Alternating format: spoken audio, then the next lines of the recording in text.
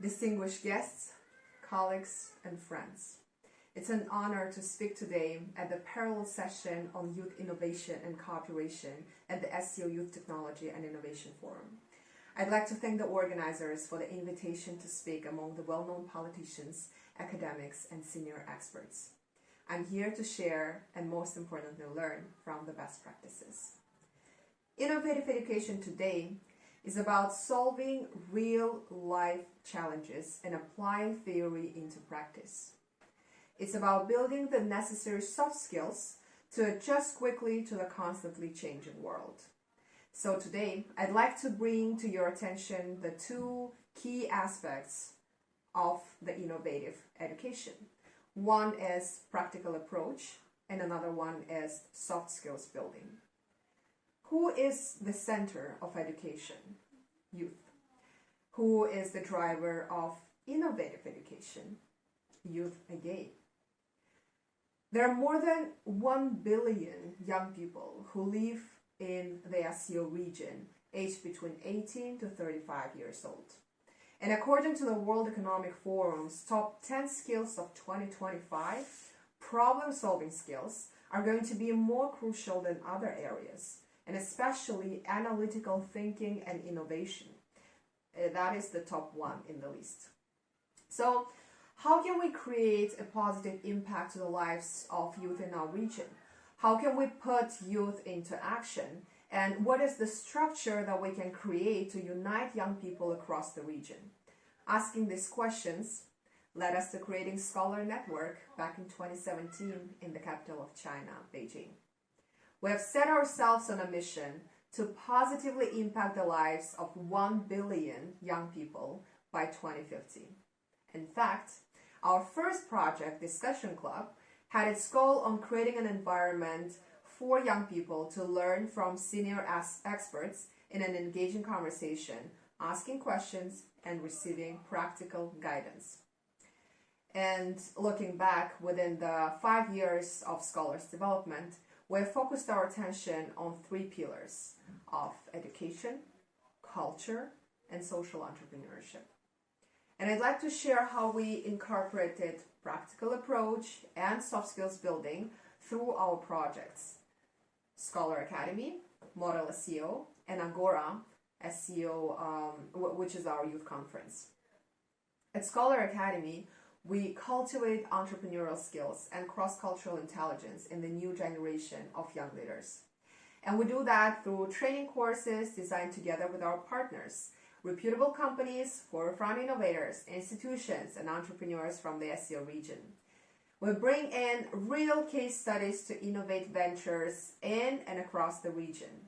Building on this knowledge, participants engage in a project-based learning by designing solutions to the challenges and working in the teams. We have launched SCOLAR Academy in October 2020 in the midst of the pandemic in the world. And our pilot 5-week program called Starting Up in the SCO region united 32 students from 8 countries to explore social, cultural elements of innovation environments in some of the SCO countries, coupled with business challenges to help students practice business modeling and idea pitching. We have delivered 6 seminars and 5 thematic challenges with 11 business experts, and all at 0 cost for students. The second 4-week program was for the Russian-speaking students and young professionals, studied aspects of business and e-commerce in China through company cases and thematic challenges. We had 32 students and young professionals from 6 countries who have successfully completed the course. And again, at 0 cost for students. With our short-term programs, last year we have delivered 2 soft skills training courses, 10 hours each, on public speaking and cross-cultural communication for Tsinghua University students in China. And with SCOLAR Academy, we are planning to bring the learning further into diving deep on the ground with the field research and study programs based in different parts of our region.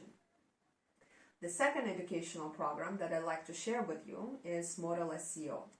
It is an educational interactive game that simulates the work of the SCO bodies, mainly the meeting of the heads of states or the meeting of the heads of government, the Prime Minister's meeting. And since 2018, we have organized 13 Model SCO conferences with a total number of 350 delegates. They spent around 66 hours in negotiation, and in total, we have 540 days of preparation for Model SCO. The project Model SCO received the recognition on a high level and was supported during the actual meeting of the Prime Ministers of the SCO member states for 2 consecutive years, in 2018 and 2019. In fact, our 9th Model SCO was organized just earlier this year on 30th of March, together with our partners, Center for Public Diplomacy of SCO in Uzbekistan and the SCO Center of Friendship and Cooperation in Tajikistan. And it was organized in Gulistan, in the city on the border of 2 countries. The delegates shared their views and their vision on the future of our region under the topic Mission 2030. Generation SCO as a key driver to the digitalization of the region. And just last week, we have organized Model SCO at Nankai University in Tianjin, city of China. And the topic of that Model SCO was building an integrated ecosystem of digital and trans-traditional economies within the SCO region. As you can see, digitalization is at the center of youth agenda today, and building the vision around digitalization of the region, of the countries for youth is crucial. By taking part in the Model SCO simulation, our participants can study international relations and diplomacy. They improve their writing skills because every single delegation is working on a position paper. They communicate with students from other SCO countries, work in teams, lead discussions, and develop new ideas and projects. Our 3rd flagship project is Agora SCOLAR Vision.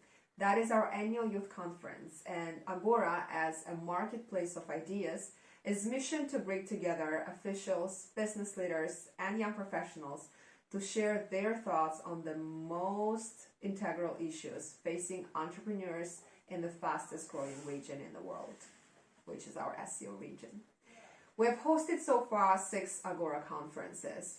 I will not go in details into every single conference, but just to share an example of a practical approach here. In 2020, we have organized Agora online together with the SCO Secretariat and Alibaba Group. The topic was on the key learnings from Alibaba and its digital actions for entrepreneurs in the age of COVID-19. For that webinar, we had more than 600 entrepreneurs, students, young professionals, and businesses from 45 countries attending that event. And besides that, we have also translated a 100-page handbook that was written by Alibaba on the digital actions that Alibaba has taken to help small, medium businesses. And we've translated with SCOLAR team into the Russian language. Today, we work closely in partnerships with the SCO Business Council Secretariat, the SCO Youth Council Secretariat, as well as universities and educational institutions, NGOs, think tanks, media, and social enterprises. And all of that to create more projects that will bring that practical approach for our people, for the youth in the SCO region. From the structural point of view, at SCOLAR, we're building an ecosystem for young people to have a growth opportunity starting from the age 18, where they enter college and universities, until they're more settled with their career towards the age of 35. And that is the reason why at SCOLAR, we mostly target the age 18 to 35 years old. We do believe in the empathetic approach and community building, where the best way to build cross-cultural communication skill is to get to know other people with shared values, starting from your neighboring country. And to achieve that, we have been building SCOLAR hubs in different cities of the SCO region.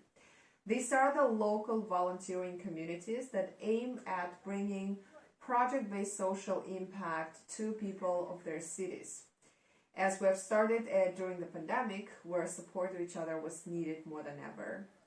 And that was the time when building the sense of belonging to a community, towards one another, was especially important to just continue the growth and learning on personal and professional levels. In the past 2 years, we have opened 9 hubs in 7 countries, including China, Nepal, Kazakhstan, Pakistan, Kyrgyzstan, India, and Afghanistan.